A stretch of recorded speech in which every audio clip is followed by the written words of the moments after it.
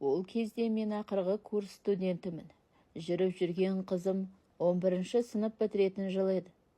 Қалада оқуда жүргенде ажар жынданып кетіпті деген суық хабарды ести сала, сол күні кешкілік ауылға аттанып кеттім. Бір жағынан сенбедім. Аяқ асты сап-сау қызға не болып қалуы мүмкін? Сол күні мен ауылға түнделетіп келдім. Ертесі сүйген қызым Ажарды көруге асықтым. Ажар өте сұлу, ата-анасының жалғыз ерке қыздар еді.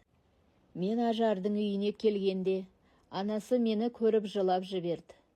Ақмарал тәте, Ажар қайда? Оған не болды?